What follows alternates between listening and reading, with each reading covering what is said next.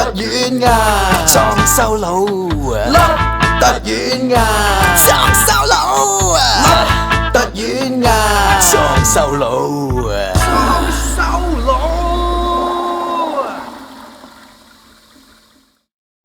各位觀眾大家好，我係裝修佬，歡迎收睇今日嘅生活小百科。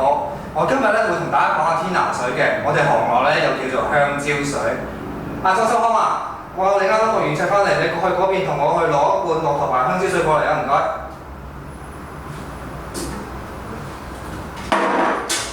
駱駝牌、香蕉、紅水，等等，天拿水啊！嗰邊紅色嗰罐呢？過去拎啦，醒少少。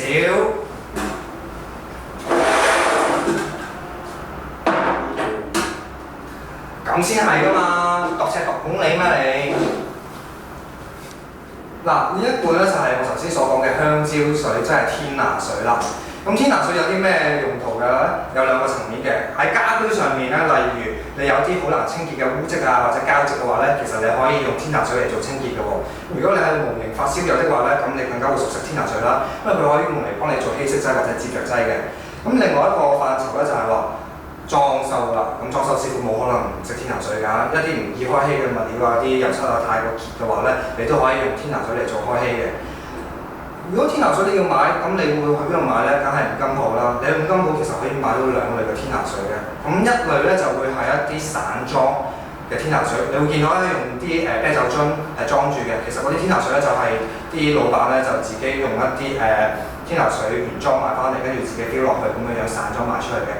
咁另外一隻，如果你可以買到嘅話咧，就係會好似台面上嘅呢一罐咁樣原裝嘅天拿水，用鐵罐裝住嘅，好似呢一隻咁樣。據聞啊，佢可以喺30秒之內咧100%咁樣溶解到啲漆膜。咁我試過呢隻都真係冇問題嘅。咁其他我就唔係太清楚啦。你用天拿水嘅時候咧，有啲咩要注意呢？咁有兩個範疇咧，你哋係需要留意嘅。第一樣嘢咧就係你要確保個現場環境安全啦。點解呢？因為天拿水佢本身咧就係啲揮發性嘅物料啦。如果你個環境唔通風嘅話咧，咁樣你就會喺嗰個環境裏面就會比較危險啦，你會焗親焗暈都唔出奇嘅。咁另外一樣嘢，天拿水咧佢係極度易燃，所以咧你千祈唔可以有明火嘅。如果你中意食煙嘅話，咁千祈唔可以食，抌低咗佢。如果唔係嘅話咧，你撻完火機搶火嘅話咧，分分鐘會火燭啊，會好大件事。咁另外一個範疇咧，就會係你自己嘅自身安全啦。咁你記得要做翻啲個人嘅保護裝備，戴翻啲手套啊。最緊要嘅就係要戴翻啲護目鏡，因為佢本身啲嘢咧濺咗入眼嘅話咧，其實就唔好啦。萬一真係有事嘅話咧，記得用大量嘅清水沖洗喎。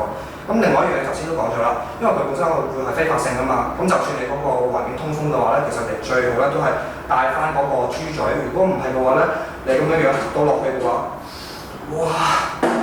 個人會好迷幻㗎，哎呀，我而家有啲暈添。